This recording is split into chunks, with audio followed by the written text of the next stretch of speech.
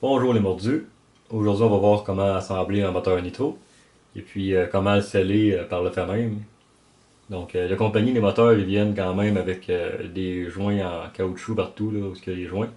Et c'est en caoutchouc, donc il y a quand même une certaine sécurité, mais si on veut mettre toutes les chances de notre côté, ça vaut la peine d'ajouter un produit pour les joints d'étanchéité de cette sorte-là. C'est bon jusqu'à 450 degrés Fahrenheit, puis c'est résistant aux huiles. Donc, on va en mettre partout là, où il y a des joints d'étanchéité en caoutchouc pour donner plus de sécurité.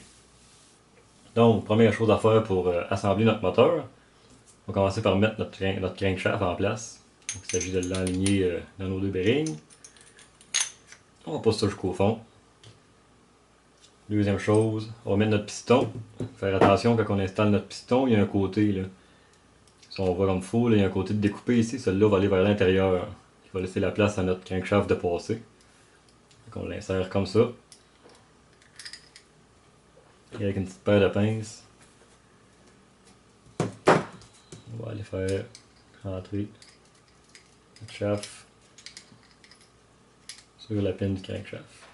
Comme ça. Ensuite de ça, on va mettre notre sleeve. Le sleeve aussi a un côté, là. Si on voit, il y a plusieurs ports.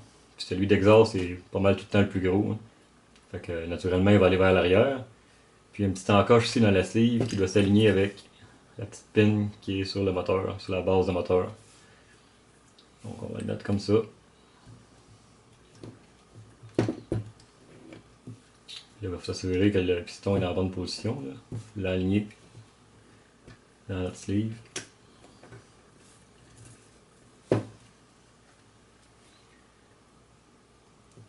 Comme ça.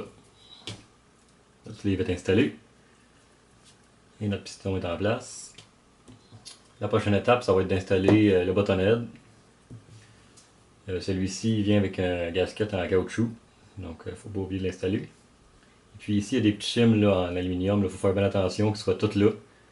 Et puis qu'ils ne soient pas endommagés. Donc, on va venir insérer ça par-dessus notre sleeve. On va aligner les trous de vis, naturellement.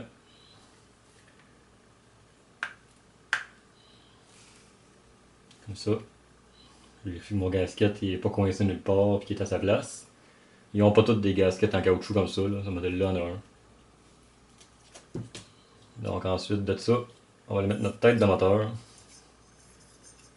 pouvez regarder pour mettre l'écriture dans le bon sens si vous voulez. On va aligner nos trous. Et on va aller visser nos 4 vis ou 6 vis dépendamment des modèles.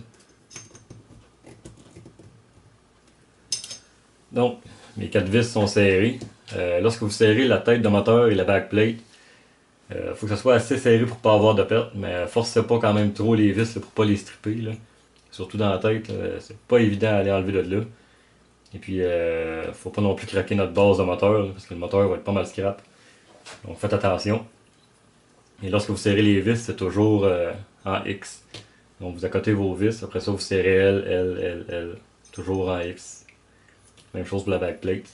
Donc, on est justement rendu à installer la backplate.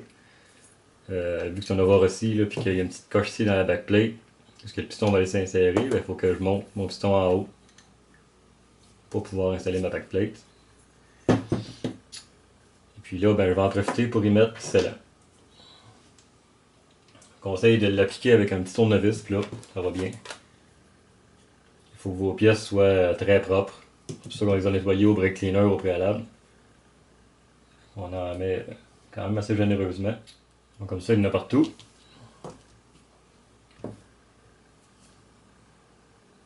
Je vais venir installer ça sur mon moteur.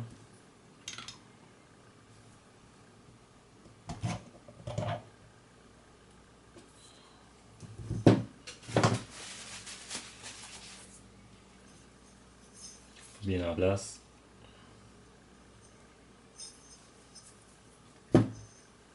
Les 4 vis.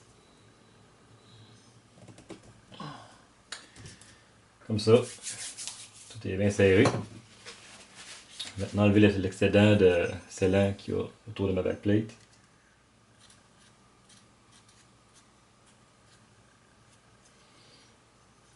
Comme ça. Donc une fois terminé, ça fait quand même une belle job. Ça paraît pas trop. Maintenant, on va aller installer notre carburateur. Même chose, on va en profiter pour mettre un peu de scellant ici tout le tour.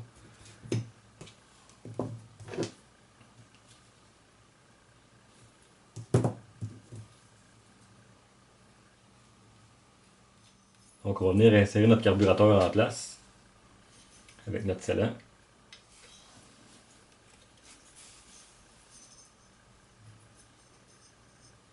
Comme ça, pousser au fond bien comme il faut.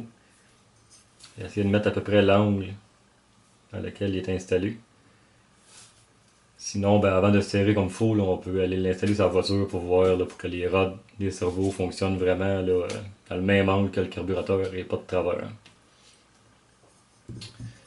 Ensuite, on a nos deux petits morceaux aussi qui vont venir serrer notre carburateur. Les autres aussi, là, ils ont des petits cils en caoutchouc dessus. Ils en ont pas toutes. Mais en tout cas, on va se mettre en compte de sécurité. On va remettre du scellant là-dessus. Puis s'il n'y a pas de gasket, ben une raison de plus pour en mettre. On va faire ça. Comme ça, j'ai mis du scellant tout le tour de mes deux morceaux. Tout ça, je vais les installer. Mes petits morceaux aussi, là, il y a un côté plat. Ils sont pas ronds. Le côté plat, on va le mettre vers le carburateur.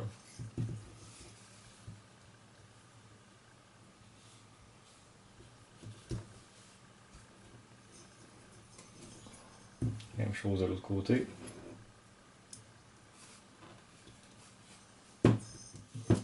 Ensuite de ça, on va aller insérer notre vis.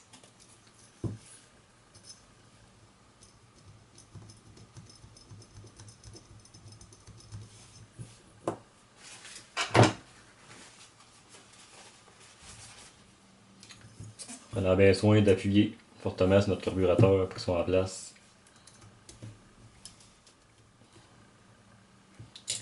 Comme ça. Celle-là, il n'y a pas peur de la serrer en masse, là, vu que c'est un cancer, il n'y a pas vraiment de danger de briser le carburateur. Puis on veut surtout pas que ça se dévisse, que ce soit solide. Et encore une fois, je vais aller enlever l'excédent. Et voilà, donc l'excédent est enlevé. Maintenant, il reste rien qu'à laisser sécher le produit là, pendant au moins 1 heure, idéalement 24 heures. Donc ne pas se servir du moteur avant au minimum 1 heure. Ensuite de ça, c'est bon de vérifier aussi si notre rubber ici n'est pas endommagé. Parce qu'il pourrait avoir une fuite d'air par là aussi. S'il est endommagé, on peut y mettre du produit dessus pour patcher temporairement ou idéalement le changer. C'est aussi une bonne habitude de mettre une tie wrap ici sur le bout, là, parce que souvent c'est là que ça va être lousse, dépendamment des modèles. Et puis, c'est ça, le reste, ben, il y a les bearings qu'on avait vérifiés. C'est sûr, s'il y a une fuite au niveau du bearing ici, ça peut nous causer des problèmes. Fait que notre moteur est tout assemblé, prêt à être utilisé.